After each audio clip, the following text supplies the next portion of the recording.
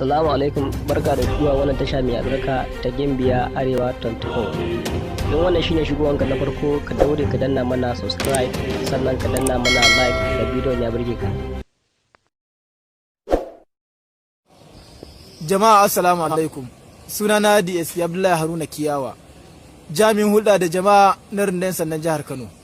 Biyo bayan umarnin babban Sufeto General na 'yan sanda na ƙasa, IGP Alkali Baba Usman, PSC Daga NPM FDC da kuma kudirin kwamishinan 'yan sandan jihar Kano CP Sama'ila Sha'ibu Dukku FSI, wato umarni da kudiri na tabbatar da zaman lafiya a wannan jiha ta Kano. Ubangiji Allah madaukakin sarki ya ba mu nasara. To, wannan mata da kuke gani akwai zarge-zarge da dama a kanta, wanda yanzu haka dai mun samu masu ƙara a kanta mutane guda 7, wanda wasu ma sun kira suna zuwa akan cewa babbar yar damfara ce.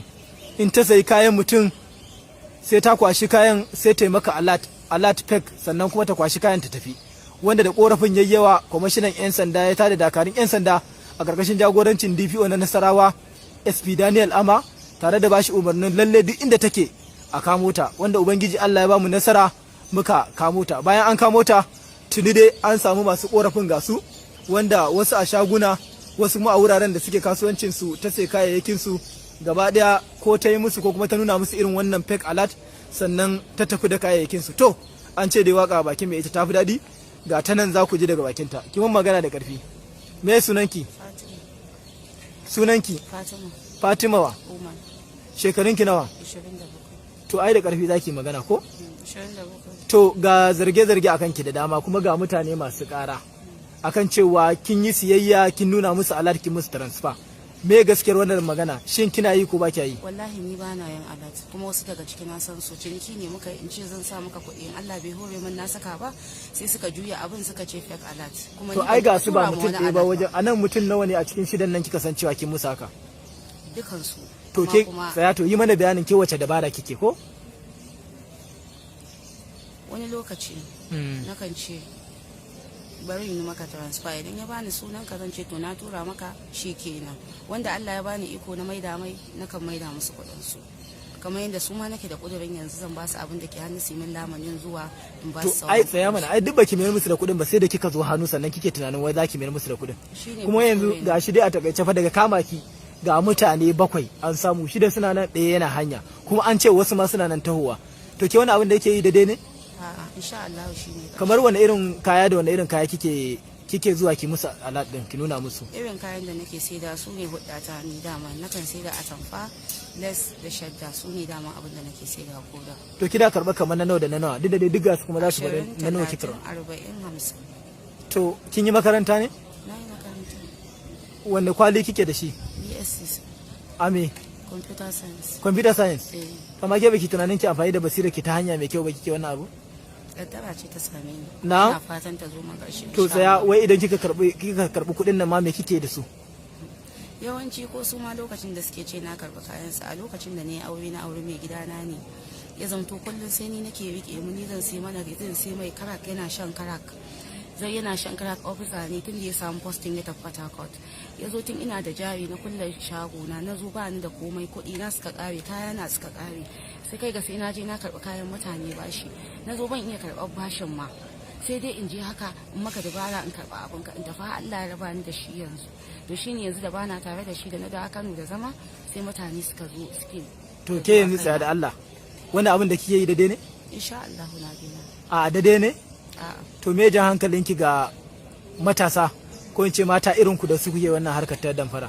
Farko dai duk macen da za ta yi aure ta nemi namijin kirki wanda zai iya rike ta, na biyu kuma taimakon ta faɗa ita. To Allah ya kiyaye, kamar yadda kuka ji ta faɗa, yanzu dai ga masu karar za ku ji su kuma ba a sun su, saboda sun faɗi dabaru da dama da ta yi amfani da shi wajen cutar da su, wanda ga su ɗaya bayan ɗaya. To malama me ya faru ne?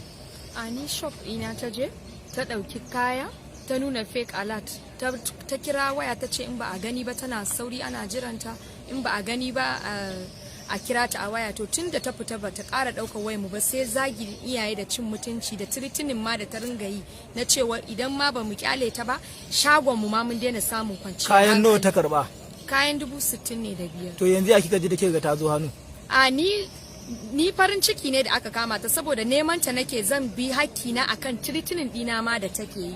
To ke ma ga kikin zo Bamfai ke kuma me taimaki da karfi fake alert da yi mun. fake alert ya taimaki fake alert din? Ta zo siyan kaya ne a shagon mu sai ta turo fake alert sai ta nuna maka za ta kira sunanka. Na nawa ne? 80,000. To ta dawo miki da shi? Ba ta dawo da shi. To Hajiya ke ma ga ki a Banfai me ya kawo ki? Transfer ta mun fake alert.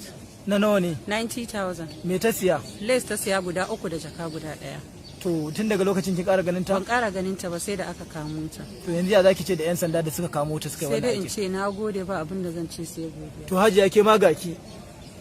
Ke kuma me aka yi miki? Ta zo gidana, ta mun fake alert na 150,000, ta tafi shago na, ta yi fake alert still so 37,500. Still ta da ta karbi void guda 3. To yanzu dai total kuɗi nawa ne kuɗi akan ta? 232,500. Kin ƙara ganin ta bayan ta Ban yi? kuma ganin ta ba sai da aka kamo To yanzu me zaki ce ga 'yan sandan Kano? godiya ne ki Allah ya kara musu matsayi. To Hajiya ke ma dai naga kina murna da kika ga an kamo ta. Ke kuma ya aka yi miki? Ta zo shop ɗina ne ta sai a tamfofi sai man transfer fake alert. So ta ban number ta ina kiranta ma ba ta dagawa. Sai ta zo ta sa video a status na saving ɗin shi na zo na kai ƙara. Me ta siya? A tamfofi na 78,000. To yanzu ya kika ji da aka kama ta? Na ji daɗi sosai Allah ya sa hukunta ta. To kai abin mamaki gashi ma mata ake fake alert din kai kuma ka shigo komar ta.